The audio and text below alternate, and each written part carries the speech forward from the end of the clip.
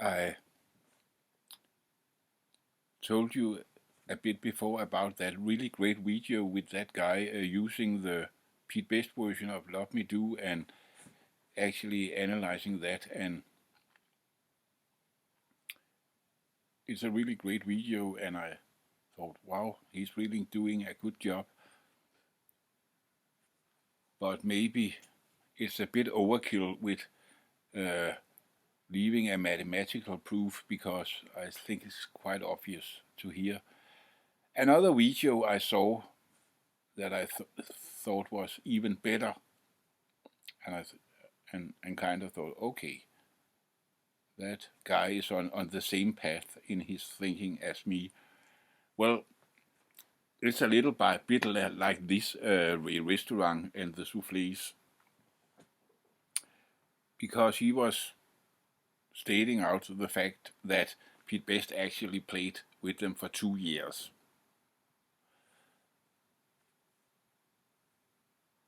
And that John Lennon later said in an interview that was the best thing they ever did. Oh, well, it couldn't have been that bad. Then you should think.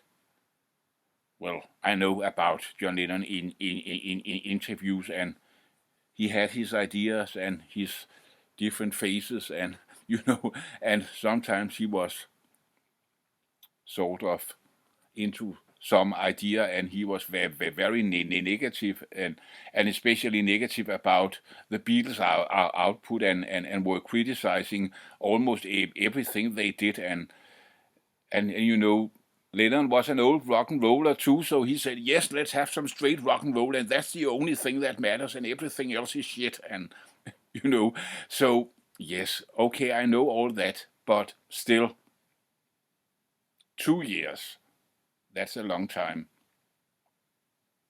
And Lennon later said it was good. And so, and that's the thing he say, it's like Beatles were in a change and were becoming something else. So in this changing process,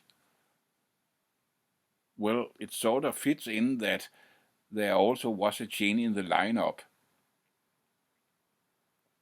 because they were moving away from straight rock and roll. So if you want to play something else than straight rock and roll, well, it's not a straight rock and roll drummer you need. And I think that is about the best video I have found on the subject. He's doing this distinction, and I thought it was very funny, because some years ago I sit and wrote something about the subject, and I was using exactly the same. Well, I was calling it something else, but I meant the same. The way he puts it, and the things he called it, he say they were the Beatles, but what was about to become the Fab Four.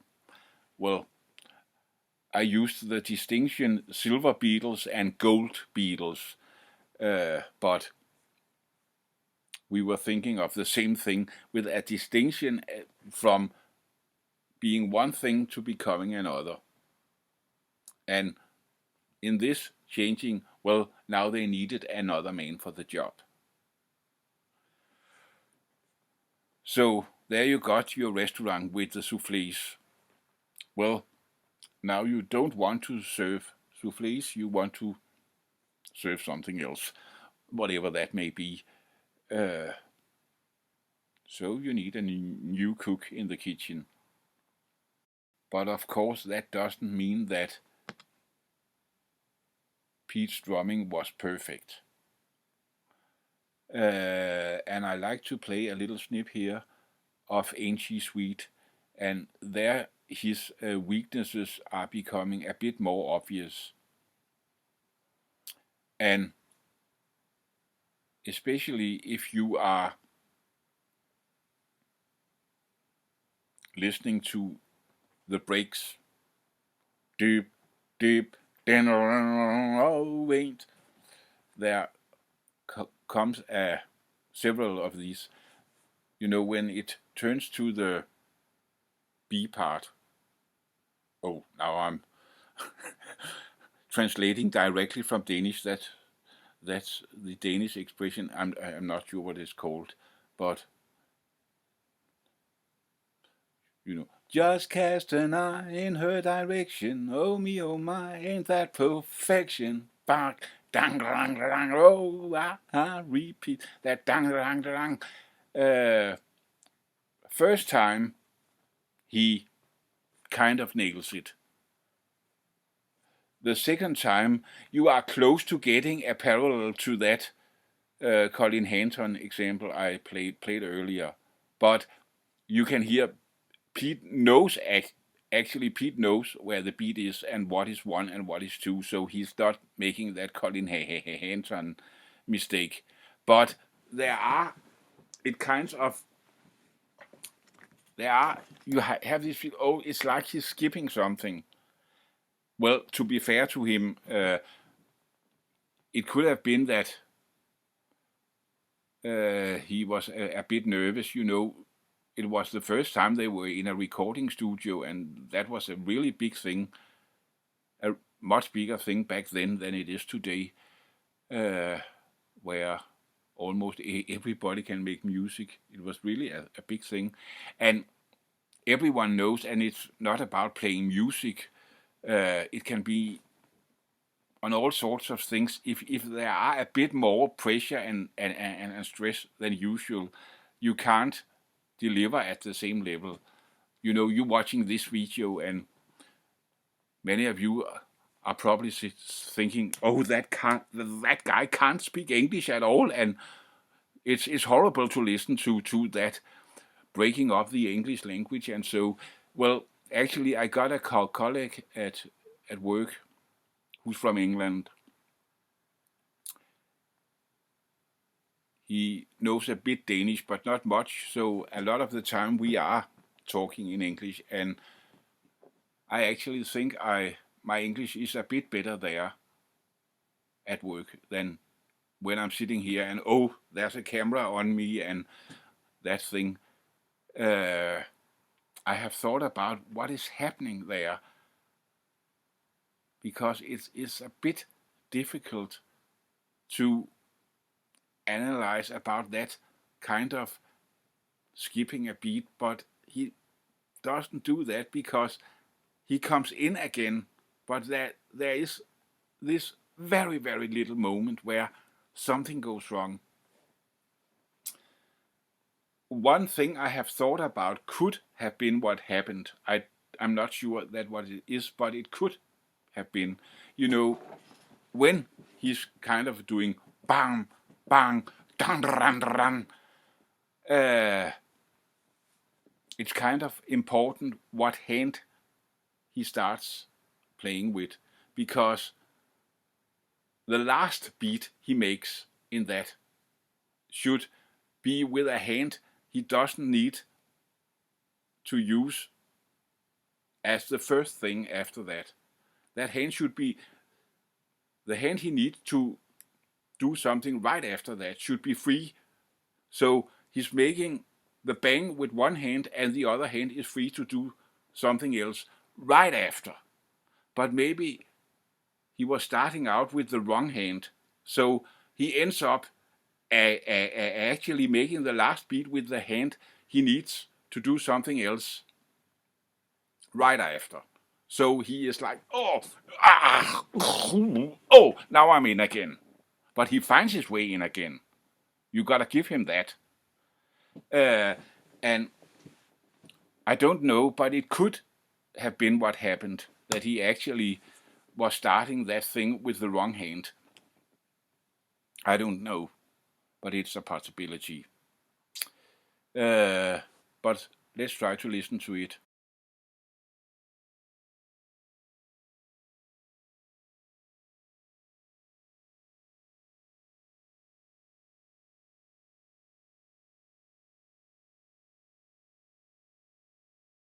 Yes, I know it's a minor detail, and it's very, very little that he is. That's it's sort of, what should we call it? Tense. It's like, oh, there's some sort of difficulty, something that doesn't really flow as it should. And yes, it's a minor detail, and I had listened for years to that song, before I came aware of it. Uh, so it really is a minor detail, and you really have to pay attention to hear it. But there is this kind of tension, or ah ah a little bit. It's very, very little, but it's there. And before that, there are some moments where it's like he's not exactly getting untied, but he is almost on the way to get untied. You know, if you ever had tried to play music, no matter on what level, but try to play together with someone where you are sitting, two or more people playing. I guess all have experienced that. You are following each other and it's going fine, and yeah, it sounds good, and suddenly you or one of the other fellows are getting a little bit, maybe speeding a bit up, or going a bit down in tempo, and at first it's so close to nothing that it doesn't matter. But if it continues, it's getting more and more untight. And there are some few moments where it's like he is in that drifting mode, or what you may call it, where okay, he gotta tied up now before things go wrong, and he actually managed to do that, but he is just about to drift off. Uh, and again, it's minor details, and it's so small, and you have to really pay attention and listen very carefully. Um, and as I said, it took me years to before I became aware of it. I have heard that song so many times. Uh, so it really, but suddenly I recognized it. So if you don't think you can really hear it, don't think there's something wrong with you, because it took me so many years to be aware of it. But one thing I think that most people should be able to hear right away is that, just a minute, that my bunny that we heard before and now English Sweet, it is very much the same drum pattern that goes on. A little bit, some few variations and a little bit variated, but it's more or less the same drum pattern. And that's the thing. It's like almost everything he plays is the same drum pattern, just in different tempos. And playing a fast song, he plays it fast, and playing a slow song, he plays it slow. And I like to take just some few seconds of some of the other songs from the Sheridan sessions, and please be aware of that and pay attention to that. It is actually maybe not exactly the same drum pattern, but let's say variations over the same drum pattern, just in different tempos.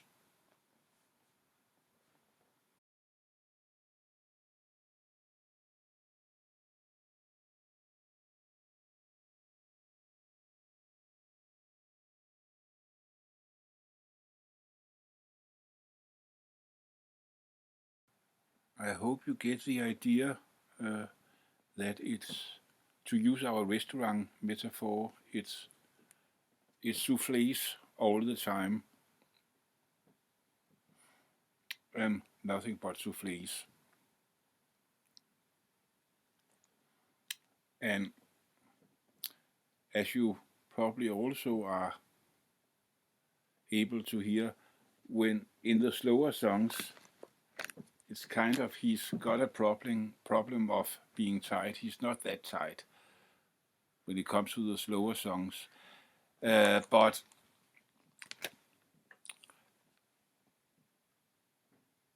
I think that the biggest problem is that it is more or less the same drum pattern all the time.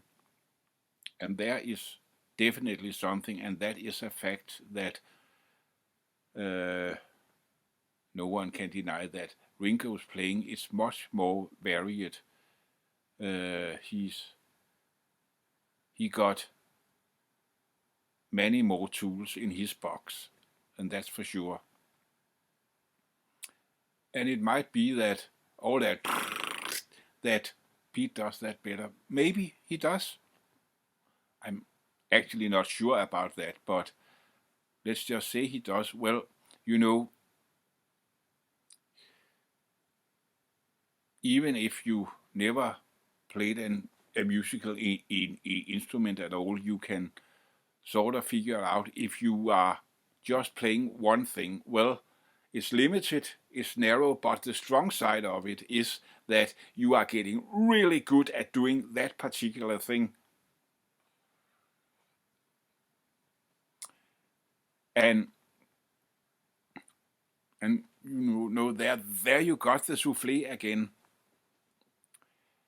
And it really starts to become a problem when you should play to something that doesn't fit that thing you do. And it is getting more obvious, I think, in the Decca sessions, because, you know, that's a little later, and actually those changes I talked about before were beginning to happen. And what I think might be the worst case of it, you all heard the version of Till There Was You from With the Beatles, and Ringo playing this delicate bongos. But you might also have heard some of the versions from their BBC radio. There has been these releases of their performances in radio where Ringo actually played drums too. But Ringo, well, I said that Ringo is tight. That's one of his strengths. The other is the thing that had been called playing for the song. No one beats Ringo when it comes to that game.